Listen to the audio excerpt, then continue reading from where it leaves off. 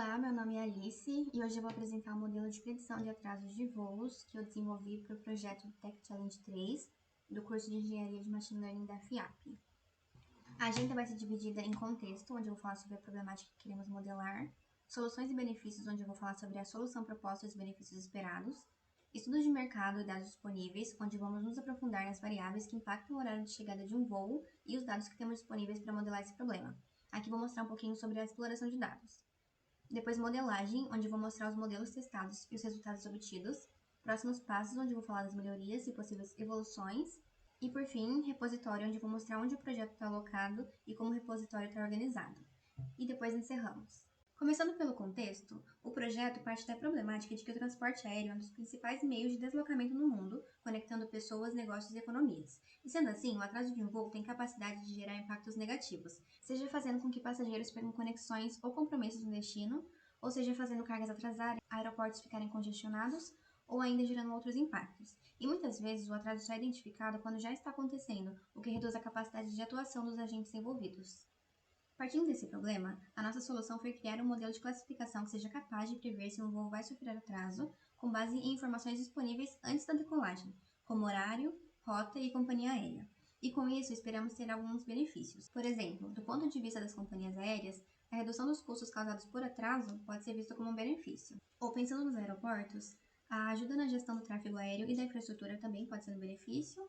E do ponto de vista do passageiro, isso vai ajudar a permitir ele a reorganizar suas conexões e compromissos no destino. E como cientista de dados, antes de iniciar um projeto, é importante fazer uma pesquisa e entender com as áreas de negócios como se dá o comportamento da variável que queremos modelar, para conseguirmos interpretar e criticar os dados que estamos gerando. Através de uma pesquisa rápida, vi que as variáveis como condição meteorológica, controle de tráfego aéreo, número de passageiros e efeito cascata são as variáveis que mais impactam o horário de saída do voo. Porém, nos dados disponíveis, nós não temos todas essas aberturas. E sendo assim, é importante termos em mente que vamos ser capazes de modelar apenas uma parte dos motivos de atraso. Então, quais dados a gente tem de fato para conseguir modelar esse problema? A gente parte da fonte de dados do Bureau of Transportation Statistics, que contém dados de voos domésticos nos Estados Unidos em 2015. Essa base tem 5,2 milhões de registros, onde cada linha representa um voo. E alguns dos dados disponíveis nessa base são data de voo, companhia aérea, rota, distância, entre outros. Também é importante considerar os conceitos aplicados no estudo. Aqui a gente vai modelar o atraso de saída do voo. E a gente considera que um voo ele é atrasado quando o horário real da partida ocorre com mais de 15 minutos de atraso em relação ao horário de saída programado. E para fechar essa parte de conceitos aplicados, eu precisei aplicar um filtro, porque eu vi que desde 2016 houve alteração na formatação do campo de código IATA na nossa base de Depara. Ele passou a ser alfanumérico e não dava match com a nossa base de registro de voos. Como eram poucos casos, eu decidi removê-los do estudo. E sobre a limitação de variáveis, foi necessário aplicar engenharia de feature para a criação de novas variáveis a partir das variáveis existentes, como data completa, período do dia, estação do ano, identificação de feriado, rotas, identificação se o voo anterior atrasou ou não, para ter análise de efeito cascata, e agrupamento da distância entre curta, média e longa. E no último bloco, com os dados disponíveis, temos um benchmark como ponto de partida para sabermos se o modelo é melhor do que uma simples generalização. Nos dados disponíveis, vemos que aproximadamente 20% dos voos apresentaram atraso. Então, usando essa proporção, a gente poderia assumir que o voo irá atrasar e acertar em 20% das vezes. Porém, o objetivo do modelo é identificar padrões que permitam prever atrasos com desempenho superior a uma previsão aleatória, capturando sinais dos dados que indiquem quando um voo tem maior probabilidade de sair com atraso. Então, para efeito de comparação, o nosso modelo deve acertar pelo menos mais do que 20% das vezes.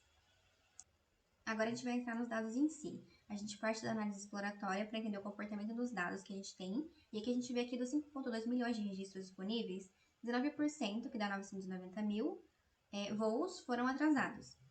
19% de target mostra que a base é desbalanceada, mas é um comportamento esperado, já que um voo não deveria atrasar.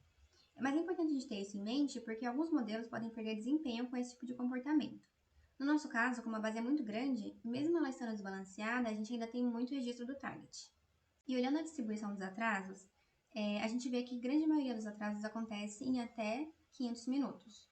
E só cerca de 2 mil voos daqueles 990 mil possuem atraso superior a esse tempo, o que é muito pouco. Esses atrasos extremos estão concentrados em rotas e companhias aéreas específicas, e o maior atraso registrado foi de 33 horas. Agora a gente vai explorar um pouquinho a relação entre algumas das variáveis e o comportamento de atraso. O primeiro que a gente vai explorar vai ser a sazonalidade. Aqui a ideia é entender se existe aumento de atraso em algum período do ano específico ou em algum período do dia em específico. Pensando no período do ano, a gente vê que houve uma queda de atraso em outubro, mas que ela não pode ser explicada pelos dados e a gente não tem mais histórico para garantir que isso é um comportamento sazonal, que acontece todo ano nesse período.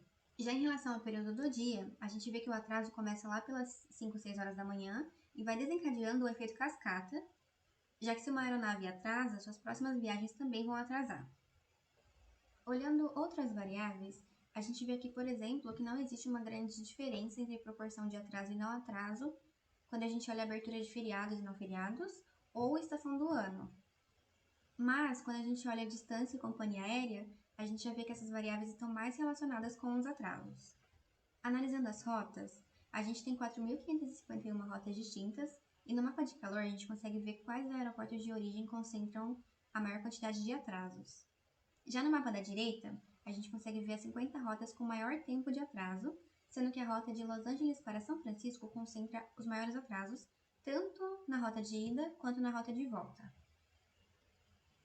Quando olhamos a análise de componentes principais para entender quantos componentes combinam essas variáveis, para resumir os padrões importantes dos dados, geramos dois componentes principais que explicam boa parte da variabilidade dos dados.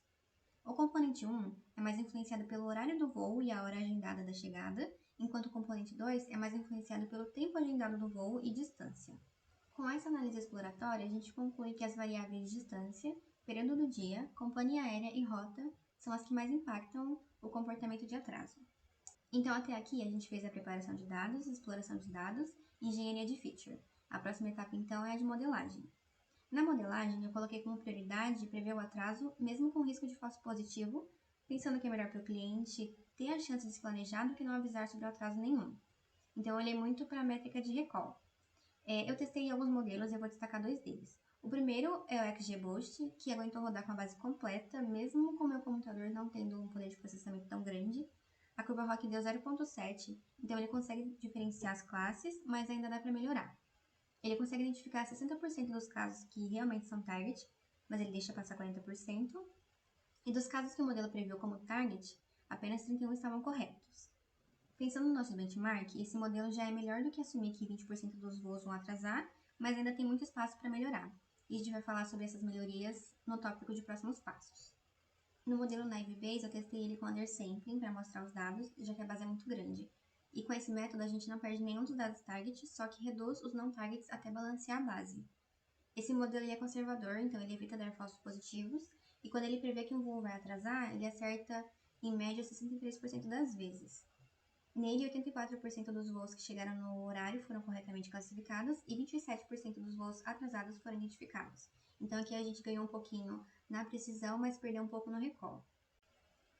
Para melhorar o desempenho desses resultados, a gente tem essa discussão de próximos passos. O primeiro é explorar técnicas de undersampling ou oversampling mais sofisticadas, tuning de hiperparâmetros em modelos de gradient boosting e possivelmente modelos de ensemble ou redes neurais leves que possam lidar melhor com o volume e a complexidade dos dados, mantendo boa performance na detecção de atrasos. Também temos buscar novas fontes de dados que representem melhor a complexidade do problema, como condições meteorológicas, tráfego aéreo, histórico operacional dos aeroportos e dados em tempo real. E também temos evoluir o projeto para um ambiente de produção, permitindo que o modelo gere previsões em tempo real ou sob demanda. Isso envolve criar uma API para servir o modelo, automatizar o pipeline de dados e implementar rotinas de monitoramento para acompanhar o desempenho e detectar possíveis degradações ao longo do tempo. E para fechar, para que vocês consigam ver o desenvolvimento no detalhe, o projeto está publicado no GitHub. Lá a gente tem um README detalhado. Além disso, as pastas têm a seguinte divisão. Tem a pasta Data, onde tem os dados originais e também os dados depois do processamento de limpeza de dados, os notebooks que foram usados para a exploração, o SRC, que tem os arquivos prontos para entrar em produção, que são os arquivos .py, e .requirements também. Então, abrindo com vocês, aqui a gente tem o README com todos os detalhes. E aí, dando um exemplo, aqui, por exemplo, tem a etapa de preparação de dados, a etapa de exploração. E depois o .py, que é o arquivo que deve ser usado em produção. E com isso a gente encerra a apresentação então. Muito obrigada!